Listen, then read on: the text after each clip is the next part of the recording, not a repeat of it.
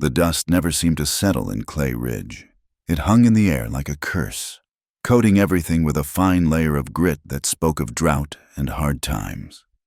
Sarah Lindell stood at the cracked window of her small wooden house, watching the wind whip down the main street, sending tumbleweeds rolling past the general store and the saloon like ghosts of better days.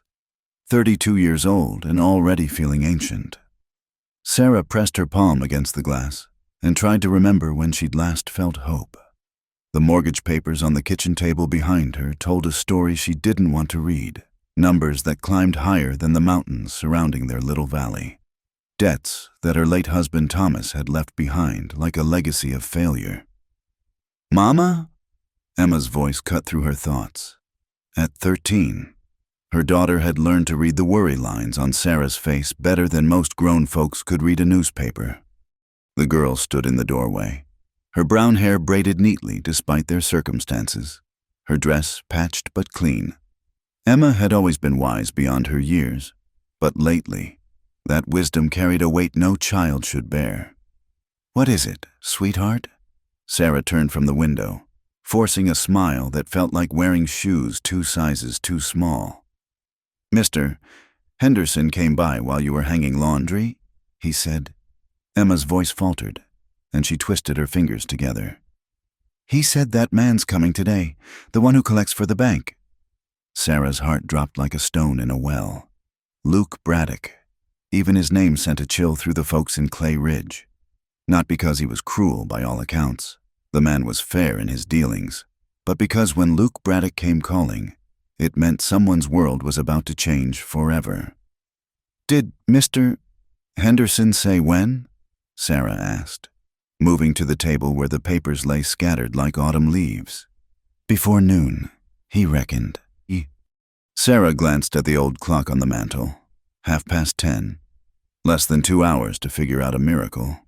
Or watch everything she and Emma had left slip through her fingers like sand. The numbers on the mortgage papers might as well have been written in a foreign language for all the good they did her. $1,247.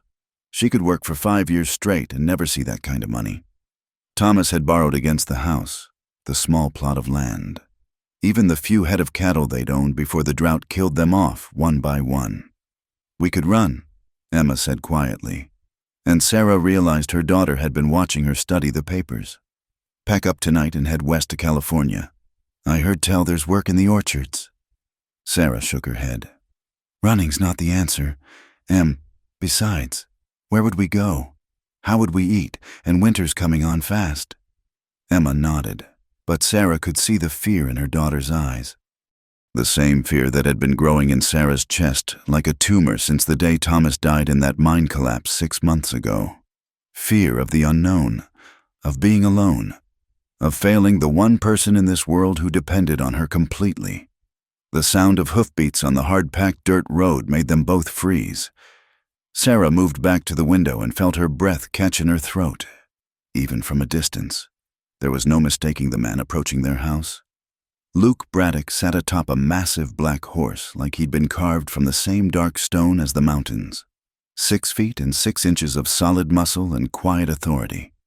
He wore a long brown coat that had seen better days and a hat pulled low over eyes that folks said could see straight through to a person's soul. His reputation preceded him wherever he went, fair but implacable, honest but unforgiving when it came to debts owed. "Go to your room, Emma," Sarah said softly. "But Mama, please, sweetheart, let me handle this." Emma hesitated for a moment, then squeezed Sarah's hand before disappearing down the short hallway to her small bedroom. Sarah heard the door close with a soft click that sounded as final as a coffin lid. The hoofbeats stopped just outside, followed by the creak of leather as Luke dismounted. Sarah smoothed her worn brown dress and tucked a strand of auburn hair behind her ear. Her hands were trembling, and she clenched them into fists to make them stop. The knock, when it came, was neither harsh nor gentle, just 3 measured raps that spoke of a man who knew his business and intended to see it done. Sarah opened the door and found herself looking up at Luke Braddock's chest before her eyes traveled to his face. He'd removed his hat, revealing dark hair streaked with early gray, and those legendary pale gray eyes that seemed to take in everything at once. The peeling paint on the doorframe, the patch in her dress, the barely controlled desperation she was trying so hard to hide.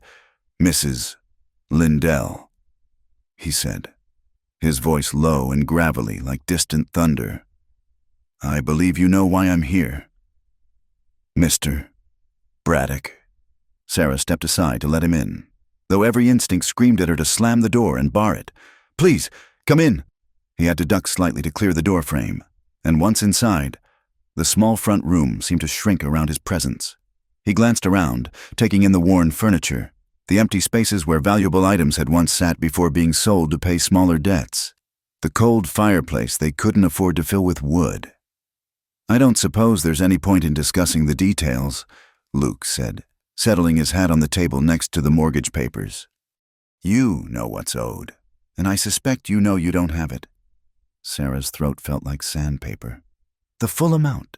No, sir, I don't. But I've been working, taking in laundry and mending, and if you could see fit to give me more time—" "Mrs. Lindell." His voice wasn't unkind, but it cut through her words like a blade through silk. "Time isn't something I'm authorized to give. The bank's been patient, more patient than most would be, but patience has its limits." Sarah felt the walls of her small world closing in. In the silence that followed, she could hear Emma moving around in her room, probably trying to listen through the thin walls. Her daughter, her beautiful, bright daughter, who deserved so much more than this life of scraping and worry. The idea that came to her then was born of pure desperation, the kind of wild thought that only occurs to someone with their back against a cliff and nowhere left to run. It was horrible and unthinkable, and probably the only thing she had left to offer. "Mr. Braddock," Sarah heard herself say, her voice sounding strange and distant. "I know I can't pay the money, but I have something else that might settle the debt." Luke's eyebrows rose slightly. "Oh?" Sarah's heart hammered against her ribs like a caged bird. "My daughter, Emma, she's 13, smart as a whip, good with her hands. She could work for you, help around your place. She's worth more than any money I could ever scrape together." The words hung in the air between them like smoke from a gun barrel. Luke's expression didn't change, but something flickered in those gray eyes. Surprise, perhaps, or disappointment. "Mrs. Lindell," he said slowly, "are you offering to trade your daughter's freedom for a debt?" Shame burned through Sarah like wildfire, but she forced herself to hold his gaze. "I'm offering her a future, better than anything I can give her here. You've got a good reputation, Mr. Braddock. Folks say you're fair, that you take care of what's yours, and maybe she'd have a chance at something better." Luke was quiet for a long moment, his eyes moving from Sarah to the hallway where Emma waited, then back again. When he finally spoke, his voice was softer than before. "And what about you, Mrs. Lindell? What kind of future are you planning for yourself?" Sarah hadn't thought that far ahead. In truth, she hadn't thought past the moment when Emma would be safe, provided for, away from the grinding poverty that had become their daily bread. "I'll manage," she said, though they both knew it was a lie. Luke studied her for another long moment, then did something that surprised them both. He smiled, not mockingly, but with something that might have been understanding, or even respect. "Mrs. Lindell," he said, picking up his hat from the table, "I think you'd better pack whatever you and your daughter can carry. You're both coming with me." Sarah stared at Luke Braddock as if he'd spoken in a foreign tongue. The words hung between them like morning mist, impossible to grasp, and even harder to believe. "I beg your pardon?" she managed, her voice barely above a whisper. Luke settled his hat back on his head, the brim casting shadows across his weathered face. "You heard me right. Mrs. Lindell, pack what you can carry. You and the girl are coming to work at my ranch until the debt's settled. Both of you." "But I offered Emma." "I heard what you offered." His tone was firm, but not harsh. And I'm telling you what I'm willing to accept. Take it or leave it." Sarah felt the world tilt beneath her feet. She'd expected him to take Emma and leave her behind to face whatever fate awaited a destitute widow in a dying town. She'd prepared herself for that heartbreak, had already begun the process of letting go. But this was something she hadn't dared to hope for. "Why?" The question escaped before she could stop it. Luke was quiet for a moment, his gray eyes studying her face with an intensity that made her want to look away.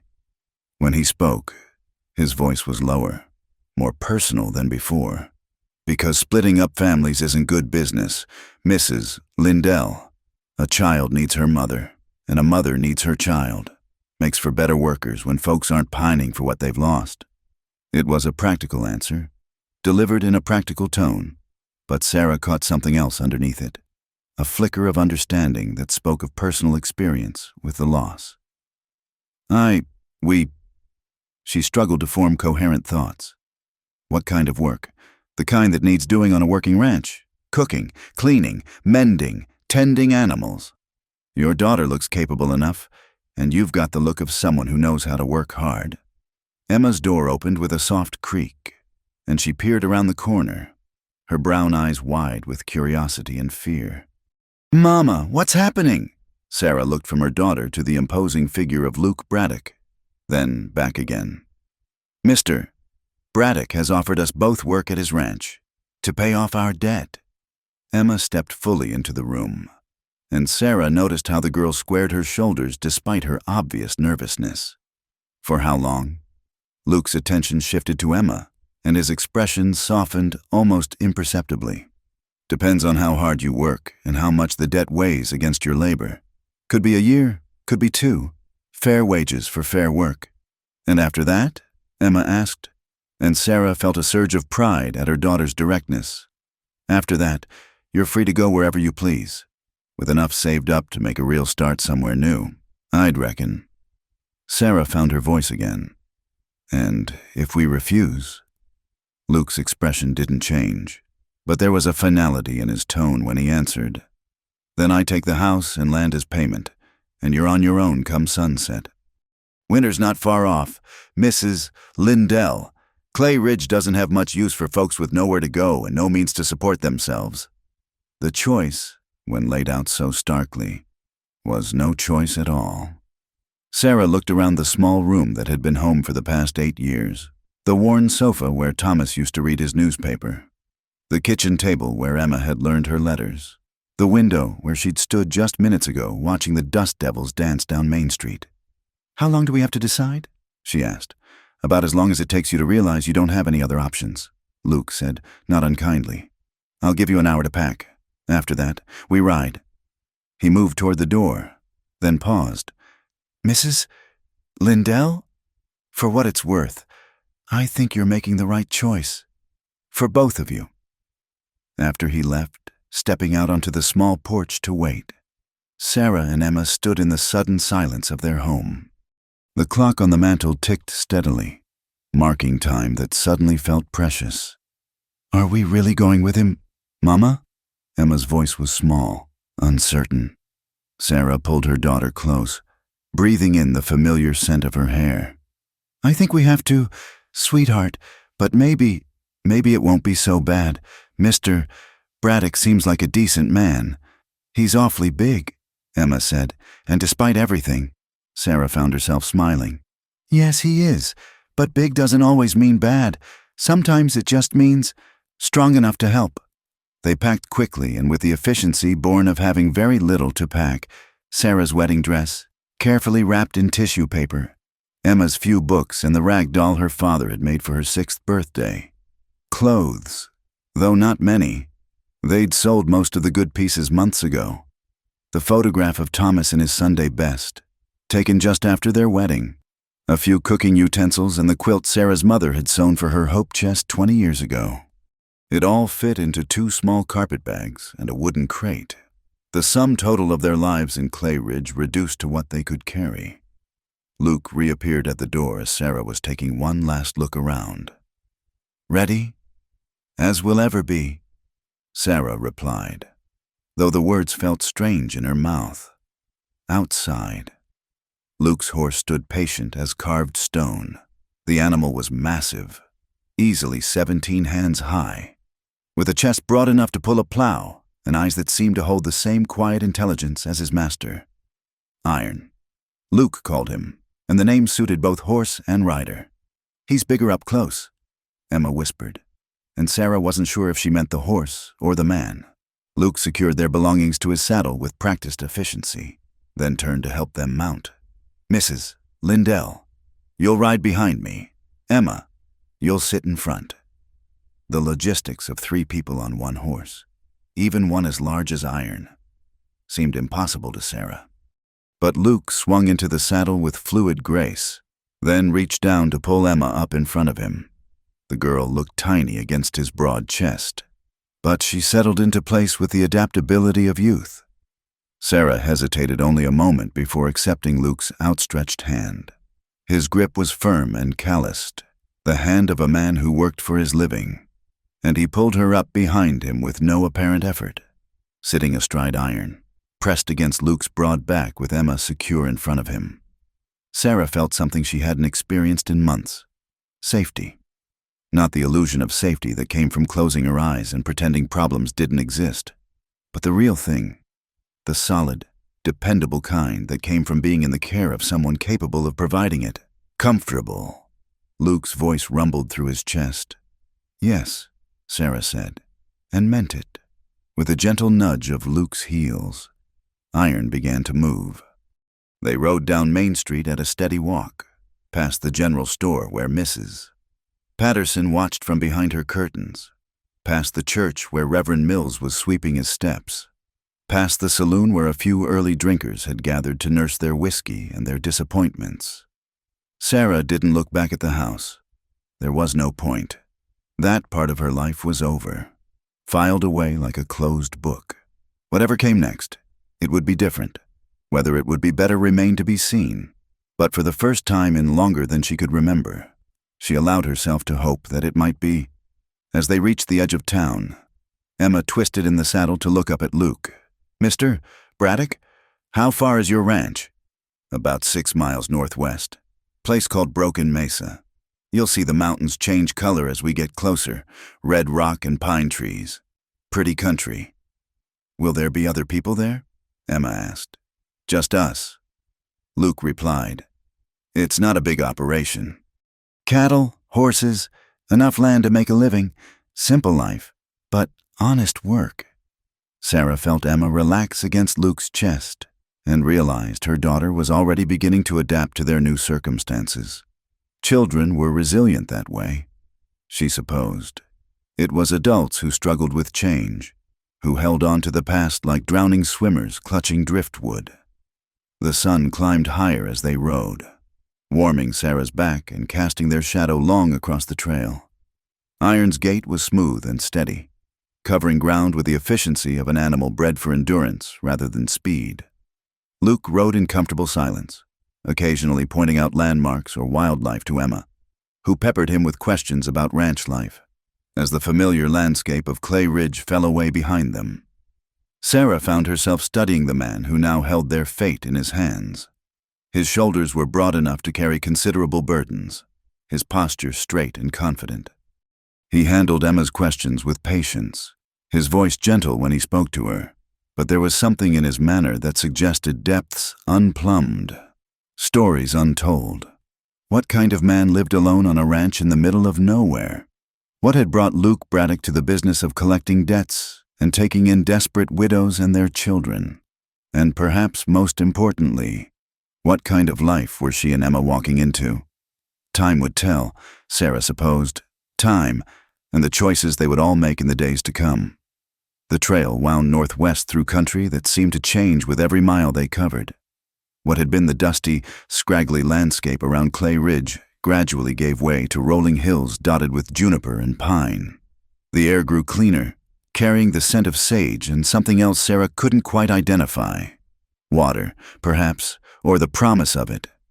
Emma had grown quiet after her initial burst of questions, lulled by Iron's steady rhythm and the warmth of the afternoon sun.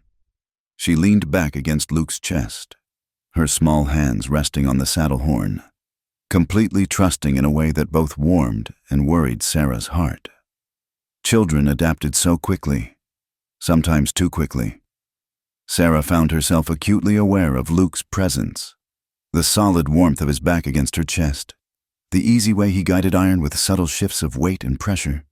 His hands on the reins were gentle but certain, and she noticed the calluses that spoke of years of hard work. These weren't the soft hands of a man who made his living from an office desk. "You're very quiet back there, Mrs. Lindell," Luke said, his voice carrying easily over the sound of Iron's hooves on the packed earth. "Having second thoughts?" "No," Sarah replied, though she wasn't entirely certain that was true. "Just taking it all in, I suppose. It's beautiful country. Gets prettier as we go. Wait until you see the valley where the ranch sits. Thomas did good picking this area to settle, even if things didn't work out the way he planned." The casual mention of her late husband surprised Sarah. "You knew Thomas?" "Not well. Saw him in town a few times. Heard him talk about his mining prospects. Seemed like a decent man who got caught up in bad luck and worse advice." There was something in Luke's tone that suggested he knew more about Thomas's business dealings than he was letting on. But Sarah didn't press. Some stories were better left buried, especially when they involved the dead. As they crested a ridge, the landscape opened up before them like a painting. A wide valley stretched out below, green with grass and crossed by a silver ribbon of water that caught the sunlight like scattered coins. Mountains rose on three sides, their peaks touched with snow even in late summer, and the western slopes were painted in shades of red and gold that seemed to glow in the afternoon light.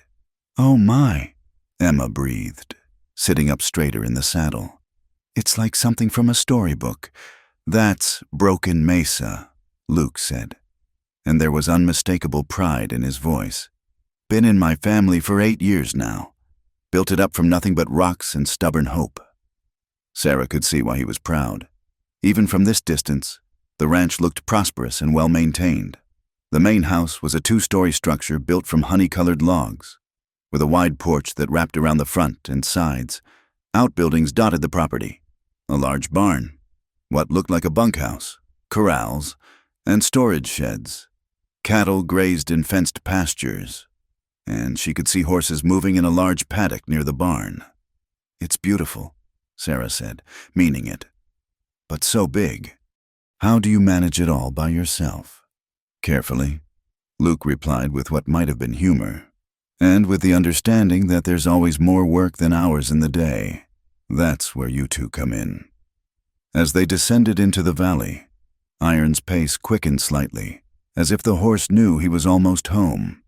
The sound of running water grew louder, and Sarah could see that the stream meandered through the property, providing water for the livestock and irrigation for what looked like a sizable vegetable garden. "Is that our water?" Emma asked, pointing to the stream. "Part of it, spring-fed, so it runs year-round.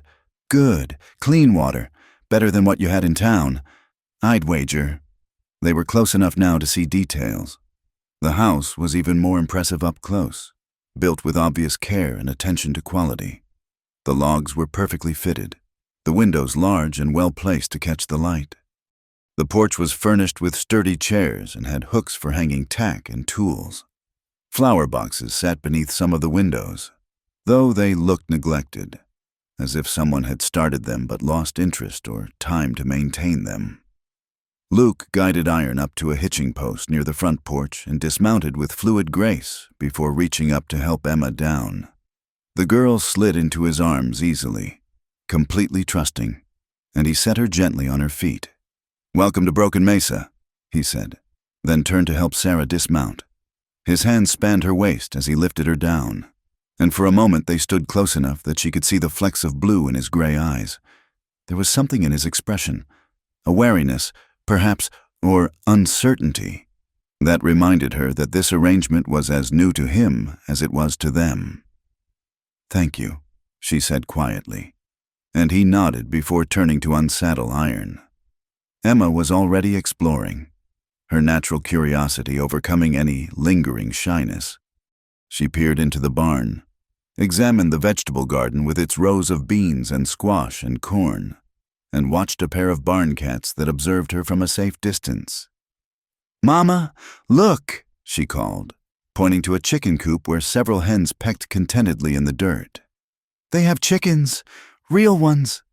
Sarah smiled despite her nervousness. Emma had always loved animals, and the few chickens they'd kept in Clay Ridge had been among her favorite chores until they'd been forced to sell them. Luke finished caring for Iron, turning the big horse into a paddock where he immediately went to the water trough for a long drink. "Come on," he said, picking up their bags. "I'll show you the house." The interior of the main house was as impressive as the exterior. The front door opened into a large living area with a stone fireplace that dominated one wall. The furniture was well-made but masculine heavy wooden chairs and tables, shelves lined with books, and braided rugs on the polished plank floors. Everything was clean but had the feel of a space maintained by someone who valued function over decoration. "Kitchen's through here," Luke said, leading them through an archway. The kitchen was spacious and well-appointed, with a large cook stove, plenty of counter space, and windows that looked out over the garden and stream. "You'll be doing most of your work here, Mrs. Lindell. Hope it suits you." "It's wonderful," Sarah said, running her hand along the smooth wooden counter. It was 3 times the size of her kitchen in Clay Ridge, with modern conveniences she'd only dreamed of. "Emma, your room's upstairs. Second door on the left. Mrs. Lindell. You'll have the room next to hers. I'll take your bags up." As Luke climbed the stairs with their belongings, Sarah and Emma explored the kitchen more thoroughly. The pantry was well stocked with basics: flour, sugar, salt, canned goods, and dried beans. The root cellar, accessible through a door off the kitchen, held potatoes, onions, and preserved vegetables. "We could cook such good meals here, Mama," Emma said, examining a set of copper pots that hung from hooks near the stove. "Yes, we could," Sarah agreed, though she was thinking about more than just cooking. This kitchen spoke of stability, of a life lived with planning and forethought. It was the kitchen of someone who expected to stay in one place long enough to accumulate good cookware and preserve food for winter. Luke's footsteps on the stairs brought them back to the living area. "Settled in all right?" "Everything's lovely," Sarah said. "But I have to ask, this is a beautiful home. Mr. Braddock, it seems like it was meant for a family." Something flickered across Luke's features, too quick to interpret. Once things change. The simple statement carried weight that discouraged further questions, and Sarah felt Emma take her hand, sensing the sudden tension in the room.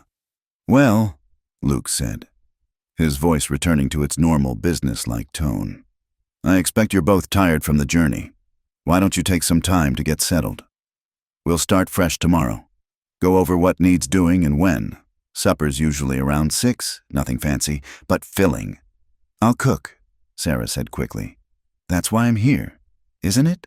Luke studied her for a moment. "Tonight, yes. Tomorrow we'll see about dividing up the work more fairly. This is going to be your home for a while. Mrs. Lindell might as well start thinking of it that way." After he left to tend to evening chores, Sarah and Emma climbed the stairs to see their rooms. Emma's was small but cheerful, with a single bed covered in a colorful quilt, a dresser, and a window that looked out over the valley. Sarah's room was larger, with a double bed, a wardrobe, and 2 windows that caught the late afternoon light. But it was what Sarah saw in the main living area when she came back downstairs to start supper. That made her pause. Above the fireplace mantel was an empty picture frame, ornate silver, large enough for a family portrait, but holding nothing but air. It was the kind of detail that spoke volumes about the man who lived here. Luke Braddock had built a beautiful home, furnished it with care, and then something had happened. Something that left empty picture frames and flower boxes nobody tended. As Sarah began preparing their first meal at Broken Mesa, she found herself wondering what or who Luke had lost.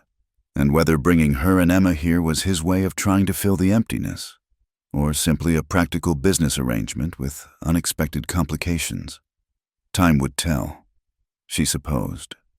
But as the sun set over the red rocks and painted the valley in shades of gold and purple, Sarah allowed herself to think that maybe, just maybe, they had all found something they hadn't known they were looking for.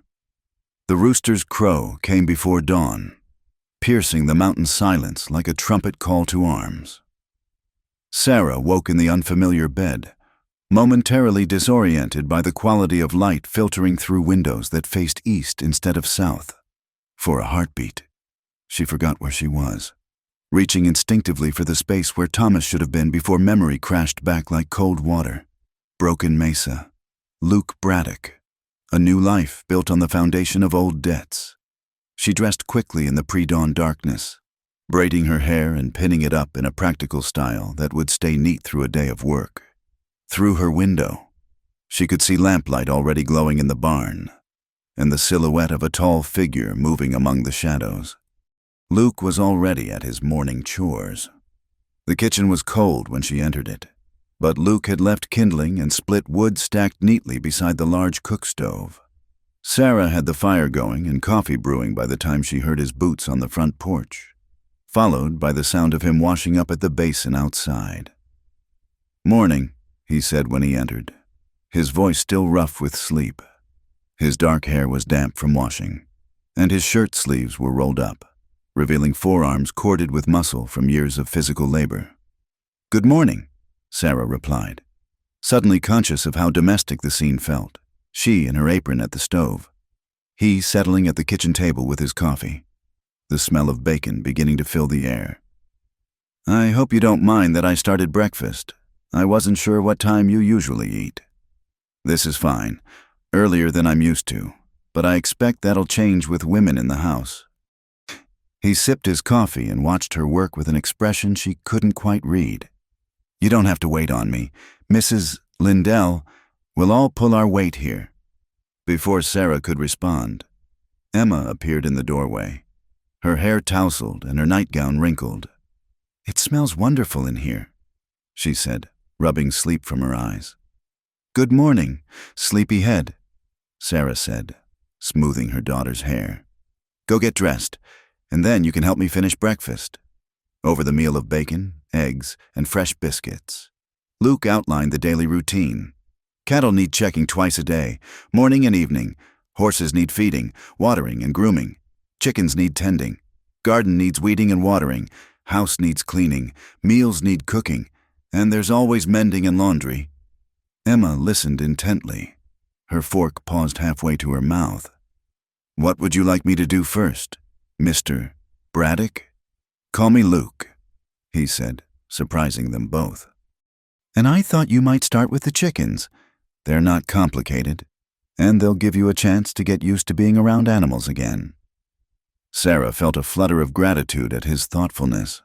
He'd somehow intuited that Emma missed having animals to care for, and he was giving her that small joy back. "As for you, Mrs. Lindell," Luke continued, "the house is yours to manage as you see fit. I'm not particular about how things get done, as long as they get done. I'll show you where everything is stored, what needs doing daily, and what can wait for weekly attention." The tour of the house revealed just how much work had been neglected. The rooms were clean, but stark, lacking the small touches that made a house feel like a home. Curtains hung at the windows, but they were heavy, masculine fabrics that blocked more light than they let in. The floors were swept but needed a good scrubbing, and every surface bore a fine layer of dust that spoke of a man too busy with outdoor work to pay attention to indoor details. "When did you last have help in the house?" Sarah asked as they stood in the parlor, looking at furniture that was well made but arranged with no thought to comfort or conversation. Luke was quiet for so long she thought he might not answer. When he did, his voice was carefully neutral. "Been about 2 years since I had regular help. Haven't really needed it." Sarah looked around the room again, seeing it with new eyes. This wasn't the home of a man who'd always lived alone.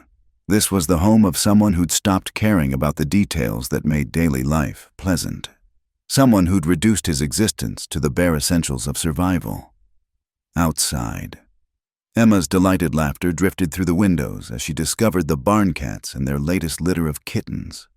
Luke's expression softened at the sound, and Sarah caught a glimpse of the man he might have been before whatever loss had left that empty picture frame above the fireplace. "She's a good girl," he said quietly. "Reminds me of someone I used to know." Sarah wanted to ask who, but something in his posture warned her off.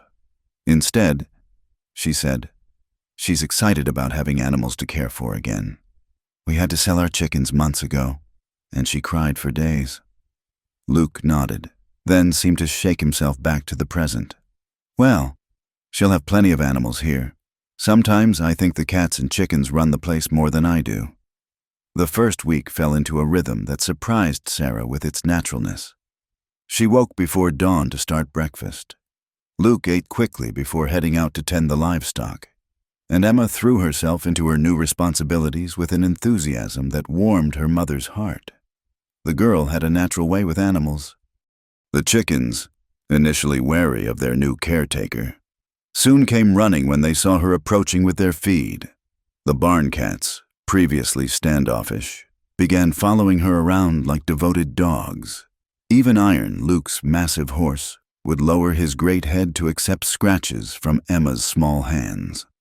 Sarah found herself settling into the rhythm of maintaining a much larger household than she was used to. The kitchen garden provided fresh vegetables that she turned into hearty meals, and the well-stocked pantry allowed her to experiment with dishes she'd only dreamed of making when money was tight. But it was the small moments that revealed the most about their new life. The way Luke automatically set an extra place at the table without being asked. How he began timing his return from morning chores to coincide with breakfast being ready. The careful way he spoke to Emma, never talking down to her but treating her observations and questions with the same seriousness he'd give an adult. And there were other things Sarah noticed. The way Luke's eyes would linger on the empty picture frame when he thought no one was looking. How he always paused outside Emma's room when her excited chatter drifted into the hallway. A small smile playing at the corners of his mouth. The careful distance he maintained from Sarah herself. Polite and respectful, but never allowing their interactions to become too personal. One evening, after Emma had gone to bed and Sarah was finishing the last of the dishes, Luke appeared in the kitchen doorway with a cup of coffee in his hands. "Thought you might like some company," he said, settling at the kitchen table. "Gets quiet in the evenings." Sarah dried her hands and poured herself a cup, joining him at the table. Outside, the night sounds of the ranch drifted through the open windows. The distant lowing of cattle, the whisper of wind through the pines, the occasional call of a night bird. "It's peaceful here," Sarah said. "Different from town, where there was always noise from the saloons and the freight wagons. That's part of why I chose this spot. Man needs quiet sometimes, to think clearly." "And what do you think about out here in all this quiet?" Luke was silent for a long moment, staring into his coffee as if it held answers to questions he hadn't asked. "Used to think about what was lost. Lately, I find myself thinking about what might be possible." There was something in his tone that made Sarah's heart flutter unexpectedly. She studied his profile in the lamplight, noting the strong line of his jaw and the way his dark hair curled slightly at the nape of his neck. He was a handsome man, she realized, though his good looks were overshadowed by an air of quiet competence that was far more attractive than mere physical beauty. Sarah. The use of her first name surprised them both. Luke cleared his throat and started again. "Mrs. Lindell, I want you to know that you and Emma are welcome here for as long as you want to stay. The debt was just an excuse to bring you here. Truth is, this place has been too quiet for too long." Before Sarah could respond, a sound from upstairs broke the moment. Emma, talking in her sleep as she sometimes did when she was processing new experiences. They both smiled, and the tension eased. "I should check on her," Sarah said, standing. "Sarah?" Luke's voice stopped her at the doorway. When she turned back, he was looking directly at her. and she saw something in his gray eyes that made her breath catch. "Thank you for the meals, for making this feel like a home again, for bringing laughter back to this house." Sarah felt heat rise in her cheeks. "You've given us more than we ever dared hope for. Luke, we should be thanking you." After she went upstairs, Luke sat alone in the kitchen for a long time, listening to the soft sounds of Sarah getting Emma settled and then preparing for bed herself. For the first time in 2 years, Broken Mesa felt alive again, filled with the everyday magic of family life. He looked toward the living room, where that empty picture frame waited above the fireplace, and for the first time since he'd removed the photograph it once held, he began to think about what new memories might fill that space. Outside, the wind whispered through the valley, carrying the promise of changes to come. 3 weeks into their new life at Broken Mesa, Sarah had begun to believe that peace might actually be possible. The morning routine had become as natural as breathing coffee before dawn. Breakfast with Luke discussing the day's work, Emma chattering about her animals while the adults shared comfortable silences. The ranch felt like home, in a way their house in Clay Ridge never quite had. That illusion shattered on a Tuesday morning when Luke rode back from checking the northern pasture with his face set in grim lines and a letter clutched in his gloved hand. Sarah was hanging laundry on the line behind the house when she heard Iron's hoofbeats approaching at a pace faster than Luke's usual measured gait. She turned to see him dismounting near the porch, his movements sharp with tension she hadn't seen since that first day when he'd come to collect their debt. "Emma," Sarah called to her daughter, who was scattering feed for the chickens. "Come help me finish this laundry." Something in her mother's tone made Emma respond without her usual questions. She hurried over, her eyes wide as she watched Luke stride into the house without his customary greeting. "Is something wrong, Mama?" Emma whispered.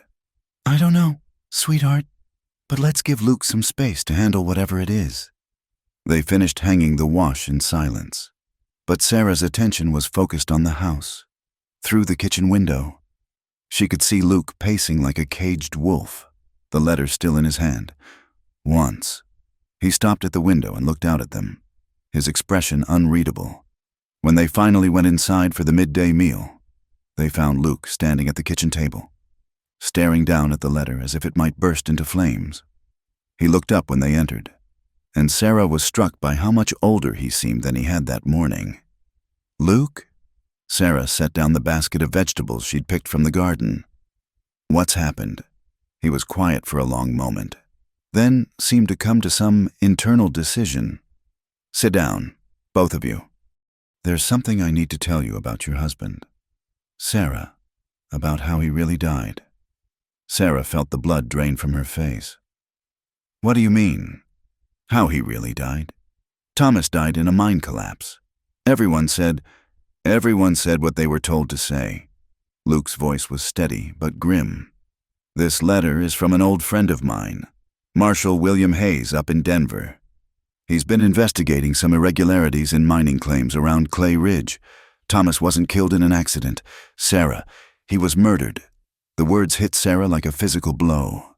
She sank into a chair, Emma immediately moving to stand beside her, small hands gripping her mother's shoulders. "That's not possible," Sarah whispered. "Thomas was just a miner. He didn't have enemies. He wasn't involved in anything dangerous." Luke sat down across from them, his gray eyes serious. "Maybe he didn't know it was dangerous, but according to Hayes, your husband stumbled onto something he shouldn't have. There was a group of men using false mining claims to launder money from robberies and other criminal activities.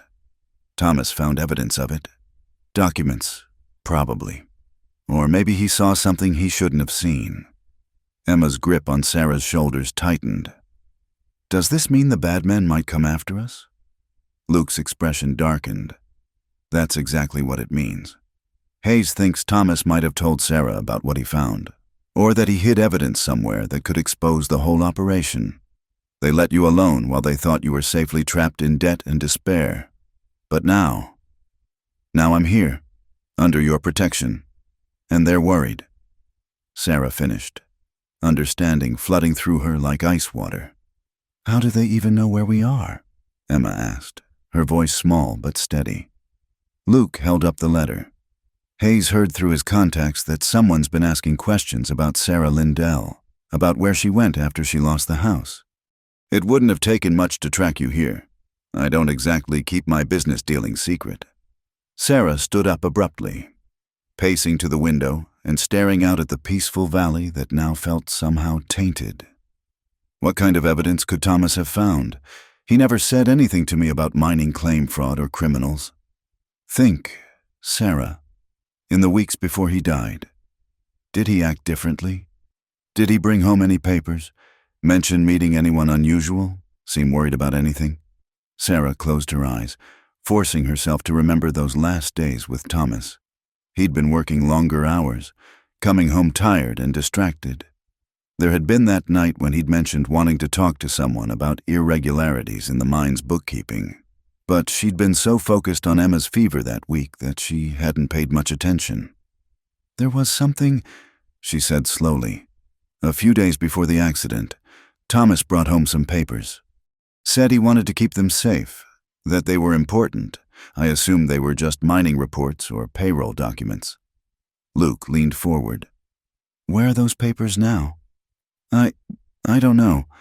After Thomas died, I was so overwhelmed with grief and the debt collectors that I just packed everything of his into a trunk. It's still at the house in Clay Ridge. Or it was when we left. We need to get those papers, Luke said, standing and beginning to pace again.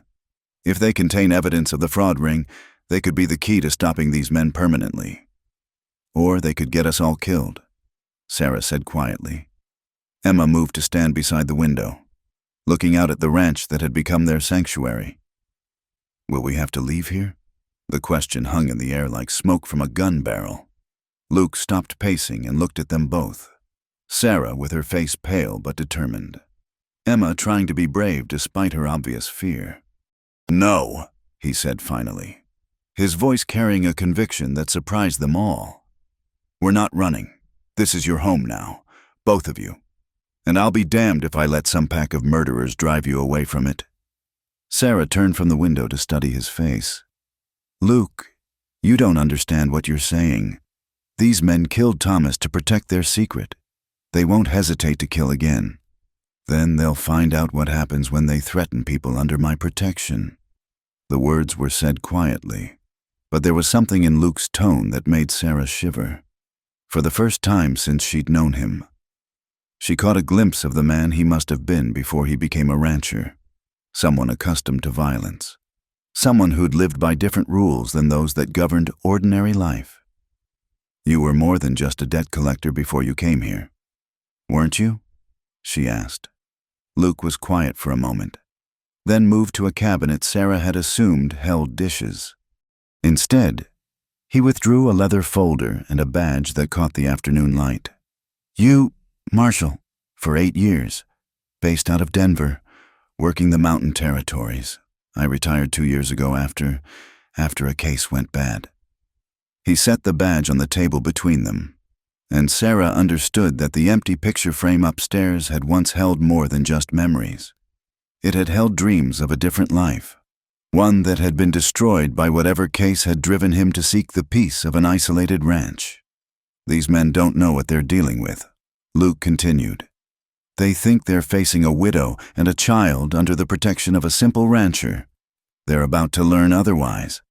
Emma looked from the badge to Luke's face, her 13-year-old mind processing the implications faster than Sarah would have liked. Are you going to fight them? If they come here, yes, but first, we're going to be smart about this. We're going to get those papers, find out exactly what Thomas discovered, and we're going to end this threat permanently. Sarah felt a mixture of fear and something else, relief, perhaps, that they weren't facing this alone. What do you need us to do? Luke's smile was grim but reassuring. For now, you keep doing exactly what you've been doing. Take care of the house, tend the animals, maintain the routine, but from now on, you don't go anywhere alone, and you don't leave the ranch without me. We're going to turn Broken Mesa into a fortress, and when these men come, and they will come, we're going to be ready for them, as if summoned by his words. Iron whinnied from the corral. His head raised and ears pricked toward the trail that led to the ranch. Luke moved to the window, his hand automatically checking the position of the gun at his hip. "Someone's coming," he said quietly. "Sarah, take Emma upstairs. Stay away from the windows." But even as Sarah grabbed her daughter's hand and headed for the stairs, she knew that their peaceful interlude at Broken Mesa was over. The shadows of Thomas's death had followed them here, and whatever came next would test all of them in ways they couldn't yet imagine. The sound of approaching hoofbeats grew louder, and Luke stepped onto the porch to meet whatever news or threat was riding toward their door. Behind him, the house that had become a home waited in tense silence, while upstairs, a mother and daughter held each other and wondered if the happiness they'd found was about to be torn away by ghosts from a past they thought they'd left behind. The rider approaching Broken Mesa turned out to be Marshall Hayes himself, a lean, weathered man in his 50s with steel-gray hair and eyes that had seen too much of humanity's darker side. Luke met him on the porch, and Sarah could see the tension in both men's postures as they spoke in voices too low to carry to the upstairs window where she and Emma waited. After what felt like hours, but was probably only minutes, Luke called up to them, "Sarah, Emma, you can come down. It's safe." They found Marshall Hayes in the kitchen, his hat on the table beside a cup of coffee Sarah had poured without being asked. He stood when they entered, removing his hat with old-fashioned courtesy. "Mrs. Lindell, Miss Emma," he said, his voice gravelly but kind. "I'm sorry to be the bearer of hard news about your husband and father. Thomas was a good man who got caught up in something bigger than he understood." Sarah settled Emma in a chair beside her before speaking. "Marshall Hayes, Luke says Thomas was murdered. Can you tell me exactly what happened?" Hayes exchanged a look with Luke before answering.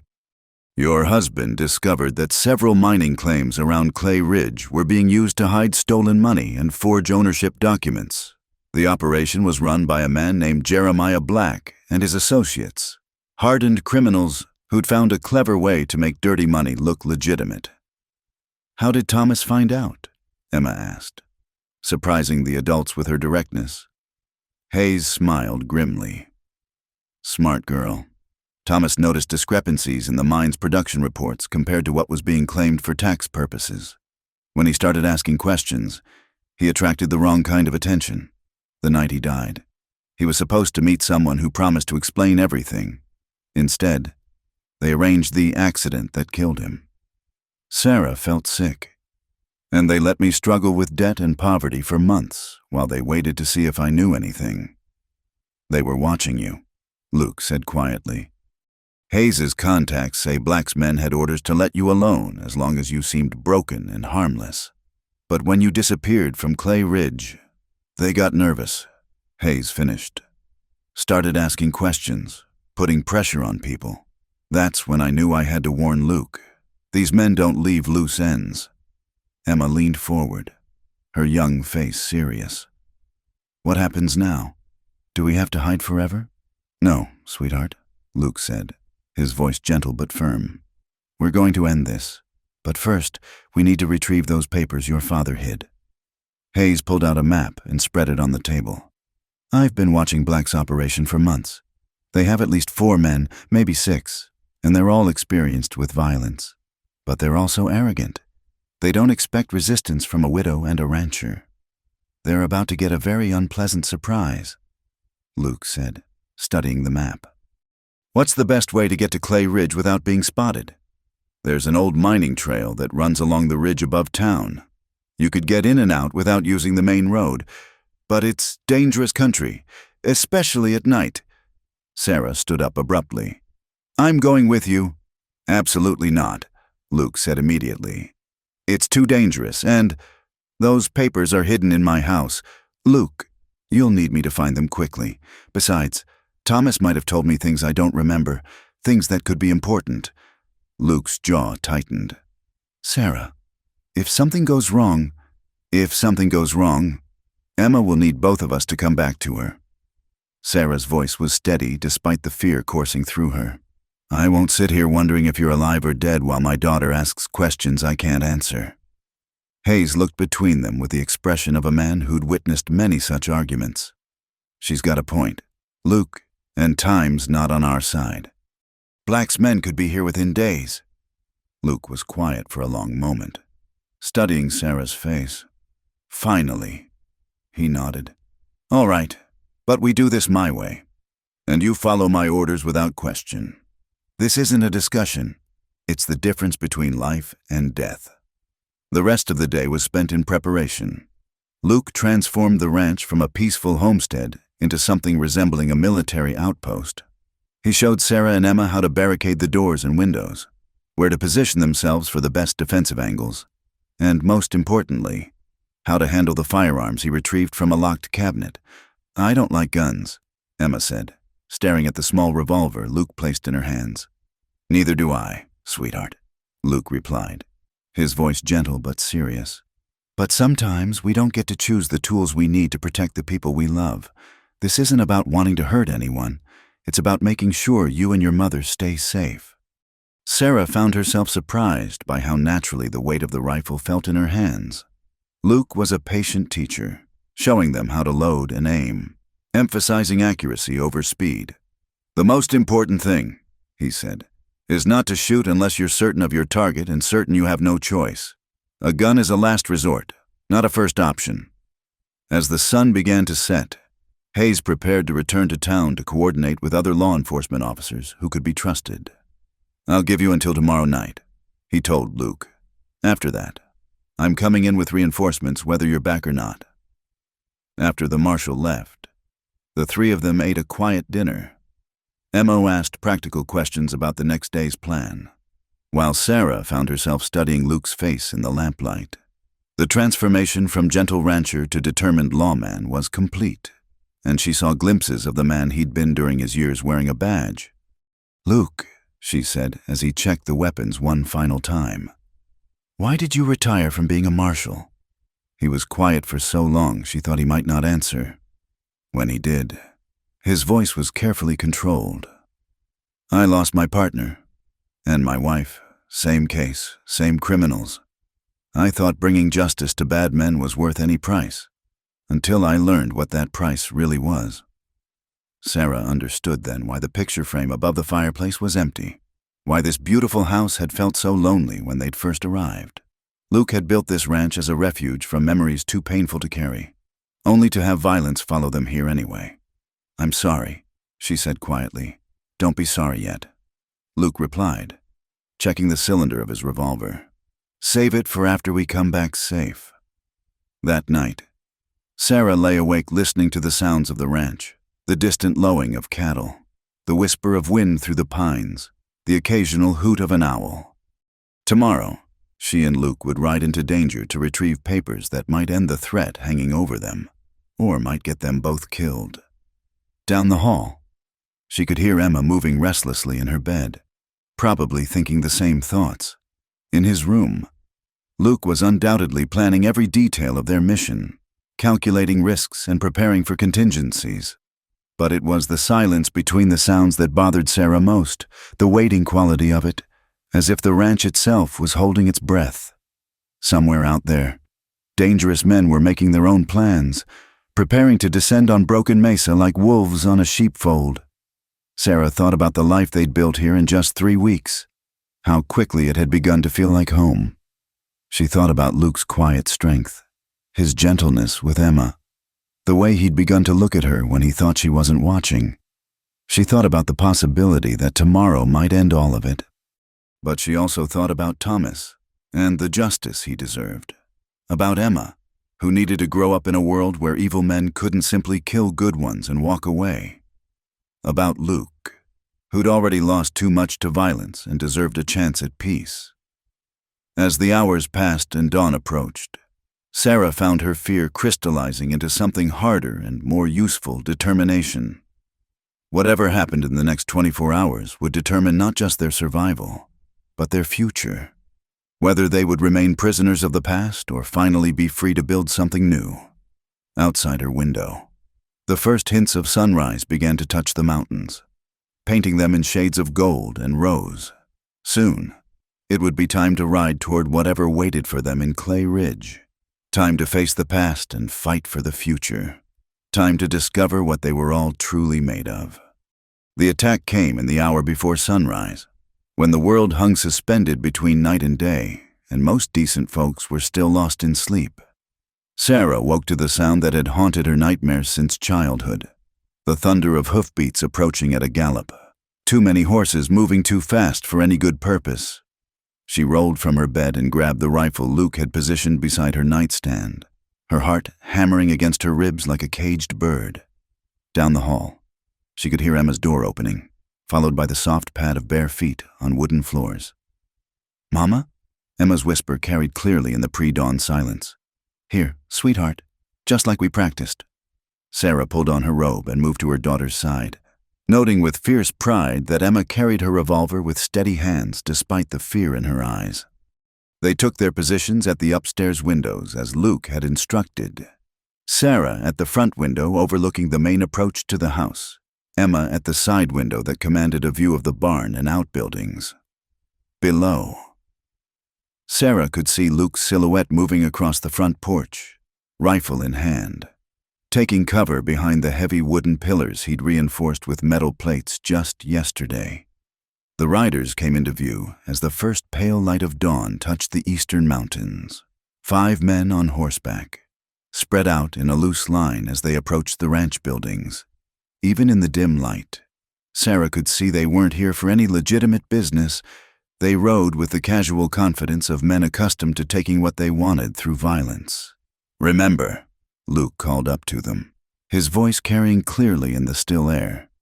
"Don't shoot unless they threaten the house directly, and if you do shoot, make it count." The lead rider raised his hand, and the group came to a stop about 50 yards from the house, just out of easy rifle range, but close enough to make their intentions clear. He was a big man with a black beard and the kind of scarred face that spoke of a life lived violently. "Braddock," the man called out. "Name's Jeremiah Black. I believe you have something that belongs to me." "Can't say that I do," Luke replied, his voice steady and calm. "But you're welcome to state your business and ride on." Black's laugh was harsh and ugly. "My business is with the widow Lindell and whatever papers her husband stole from me. Hand them over, along with the woman, and maybe the rest of you live to see another sunrise." Sarah felt Emma tense beside her at the window. "That's him," her daughter whispered. "The man who killed Papa?" Luke's response carried clearly in the morning air. "Mrs. Lindell is under my protection, and there are no papers here.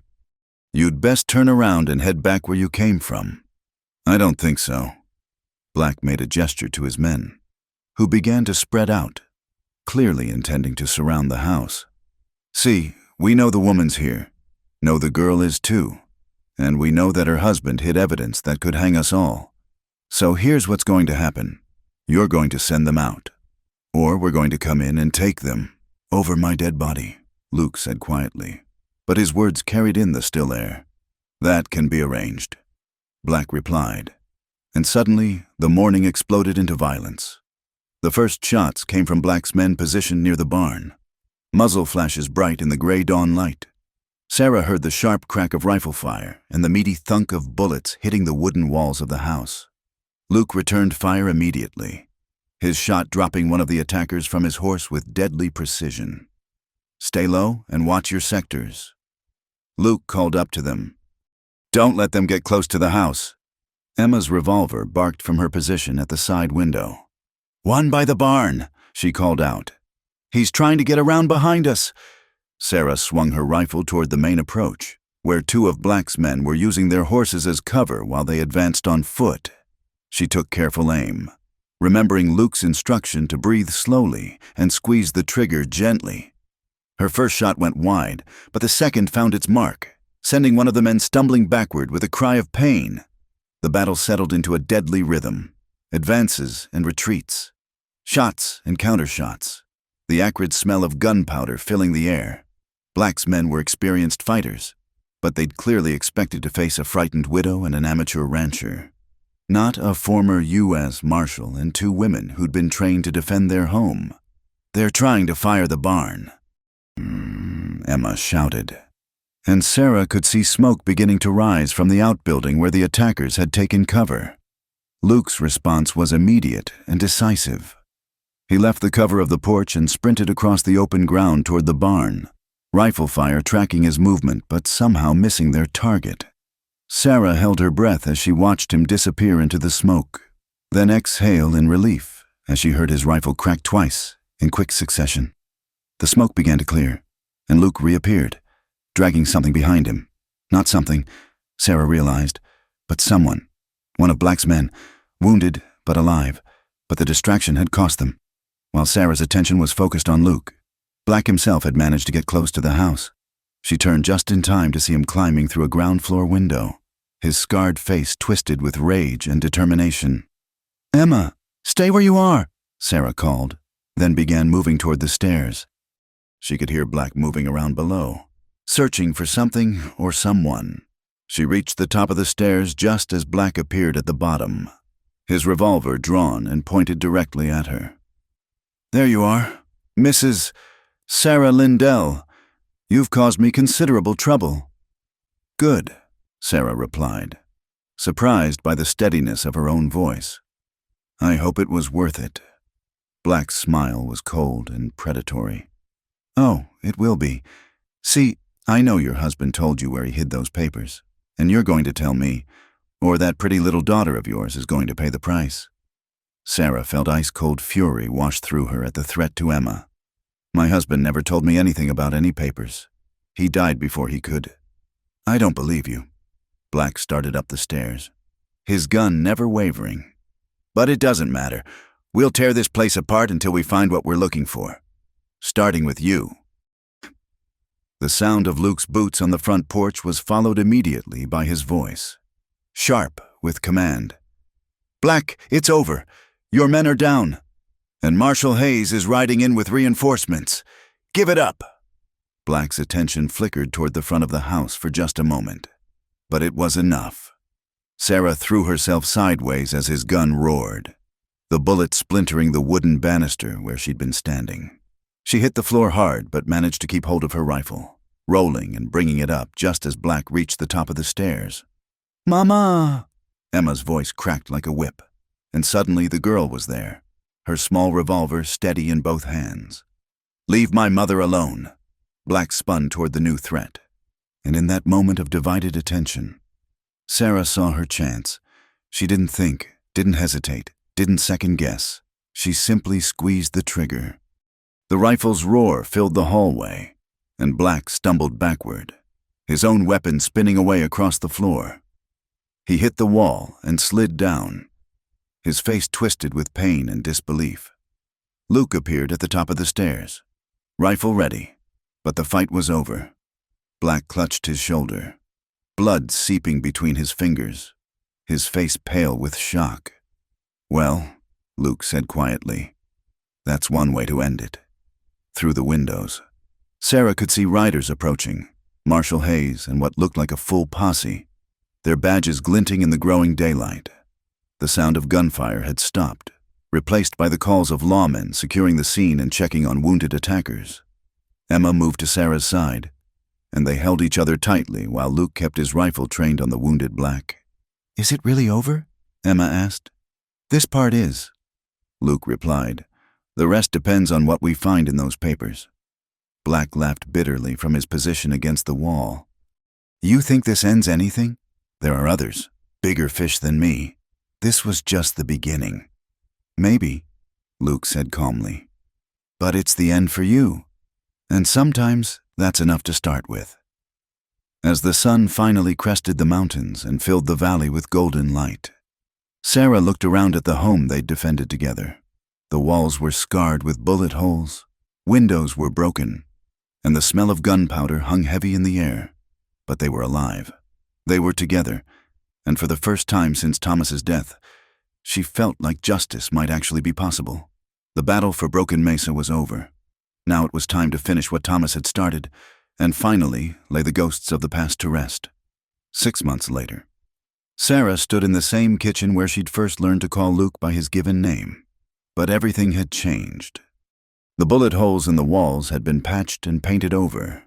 The broken windows replaced with new glass that caught the morning light and threw rainbow patterns across the scrubbed wooden floors. More importantly, the house itself felt different, alive with the sounds and scents of a family that had chosen to build something beautiful from the ashes of loss. "Mama, the biscuits are ready," Emma called from the oven, her voice carrying the confidence of a girl who'd grown considerably in both height and maturity over the winter months. At 14 now, she moved around the kitchen with the easy competence of someone who knew she belonged there, who had work to do and people depending on her. "Thank you, sweetheart," Sarah replied, wiping her hands on her apron as she turned from the window where she'd been watching Luke work with a new Colt in the breaking pen. Even from this distance, she could see the patience in his movements, the gentle persistence that had become as familiar to her as her own heartbeat. The trial of Jeremiah Black and his remaining associates had concluded in February, with all the men receiving lengthy prison sentences for murder, fraud, and a host of other crimes. Thomas's hidden papers, found exactly where Sarah had remembered, tucked beneath a loose floorboard in their old bedroom, had provided the evidence needed to unravel the entire criminal operation and bring justice not just for Thomas, but for several other victims whose deaths had been disguised as accidents. Marshal Hayes had visited just last week to tell them that the last of Black's network had been arrested in California, trying to board a ship bound for Mexico. Your husband was a braver man than he probably knew. Hayes had told Sarah over coffee in the same kitchen where she now prepared breakfast. Those papers he gathered could have gotten him killed, and did, but they also saved a lot of other innocent folks from suffering the same fate. The financial rewards had been substantial. The government had paid a significant bounty for information leading to the arrest of the criminal network, and the mining company had compensated Sarah handsomely for Thomas's role in exposing the fraud that had been bleeding their operation dry. But more important than the money was the sense of closure, the knowledge that Thomas's death had meaning and that the men responsible would never hurt anyone else. Emma entered the kitchen carrying a basket of fresh eggs, her cheeks pink from the cool morning air. "Luke says we should probably start thinking about getting a few more chickens," she announced. "These girls are working pretty hard to keep up with our breakfast needs." Sarah smiled at the casual way her daughter referred to their chickens as girls, and at the easy assumption that Luke's opinions on livestock management were worthy of serious consideration. The relationship between Emma and Luke had deepened over the months into something that looked remarkably like a father-daughter bond, complete with shared jokes, mild disagreements about chores, and the kind of comfortable affection that couldn't be forced or faked. "What do you think?" Sarah asked. "Are you ready to take on more chickens?" "I think so. Luke's been teaching me about breeding lines and egg production, and I've been keeping careful records of how many eggs each hen lays." Emma's face grew serious, the way it did when she was thinking through a problem. "If we're going to expand the operation, we should do it right." The sound of boots on the front porch interrupted their conversation, followed by Luke's voice calling out a greeting. He entered the kitchen a few minutes later, having stopped to wash up at the basin outside, his dark hair damp and his sleeves rolled up to reveal the corded muscles of his forearms. "Something smells wonderful in here," he said, accepting the cup of coffee Sarah handed him with a smile that still had the power to make her heart flutter. "Emma's biscuits and sausage gravy." Sarah replied, "She's becoming quite the cook." "She's becoming quite a lot of things," Luke said, settling at the kitchen table and watching Emma arrange the biscuits in a serving basket.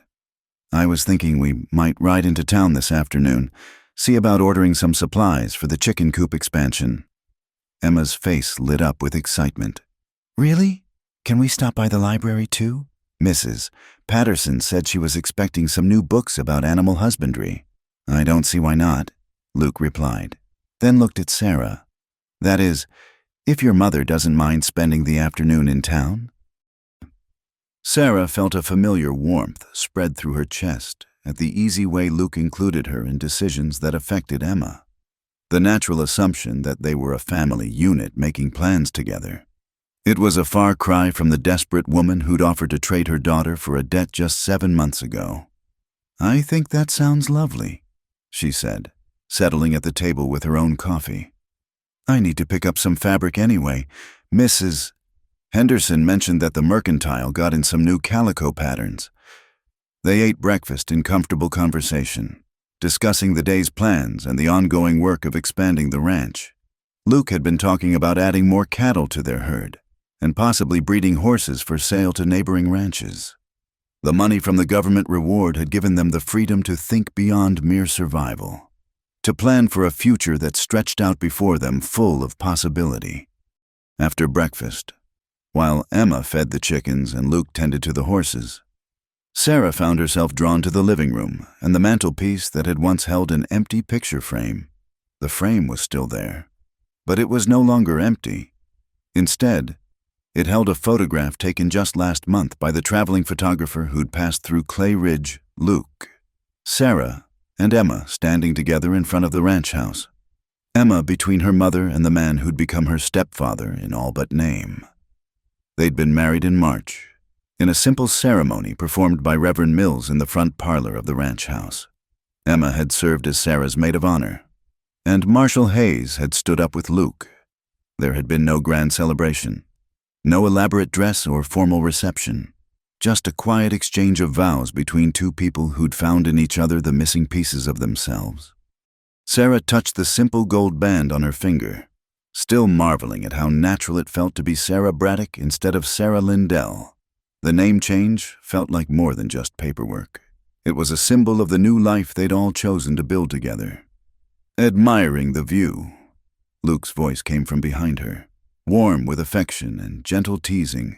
"Admiring the family," Sarah replied, turning to face the man who'd become her husband, her partner, her dearest friend. "Sometimes I still can't believe it's real." Luke moved to stand beside her, his arm settling around her waist with the easy familiarity of a man who knew he was welcome there. "It's real," he said quietly. "We made it real, all three of us together." Through the window, they could see Emma in the chicken yard, talking seriously to the hens as she scattered their morning feed. The girl had blossomed over the months at Broken Mesa, growing not just in height but in confidence and capability. The shy, worried child who'd arrived here was becoming a young woman with opinions and skills and dreams of her own. "She asked me something interesting yesterday," Luke said, still watching Emma through the window. "Oh, what was that?" "She wanted to know if it would be all right for her to start calling me Papa Luke instead of just Luke." Luke's voice was carefully controlled, but Sarah could hear the emotion underneath. "Said she doesn't want to forget Thomas, but she'd like to have a father again, too." Sarah felt tears prick at the corners of her eyes. "And what did you tell her?" "I told her I'd be honored, and that Thomas would probably approve, since he'd want her to have someone to look after her and help her grow up right." They stood together in comfortable silence, watching Emma finish her chores and head toward the barn to help with the morning milking. The sun was climbing higher, painting the valley in shades of gold and green, and somewhere in the distance, cattle lowed contentedly in the spring grass. "Luke," Sarah said quietly, "do you ever regret it? Giving up your quiet life for all this chaos and domesticity?" Luke was quiet for a moment, considering the question seriously as he always did when she asked something important. "Sarah," he said finally, "I spent 2 years in this house trying to figure out how to live with ghosts. You and Emma didn't chase them away. You helped me make peace with them. This isn't chaos. It's life. Real life. Messy and complicated and absolutely worth every moment."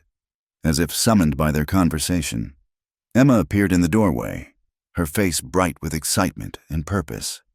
"Mama! Papa Luke, come see! One of the barn cats had her kittens, and they're the most beautiful things you've ever seen."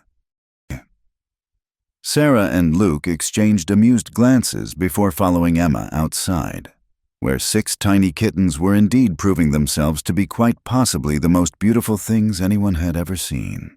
As they knelt in the straw beside the proud mother cat, Sarah felt a deep sense of completeness settle over her like a warm blanket. This was what happiness looked like, she realized. Not the dramatic passion of storybooks or the grand gestures of romantic novels, but this, a man and woman and child kneeling together in a barn, marveling at new life and planning for tomorrow. It was ordinary and extraordinary all at once, built from daily choices and shared work and the simple decision to care for each other through whatever came. As the spring afternoon stretched out before them, full of plans for town and new chickens and all the small, important business of family life, Sarah allowed herself to think that Thomas would be pleased. His death had brought them together. His courage had made their safety possible. And his love for Emma lived on in the home they'd built at Broken Mesa. The past had been laid to rest. The future stretched ahead, bright with promise. And in the present moment, surrounded by the people and animals and land that had become her world, Sarah Braddock was exactly where she belonged.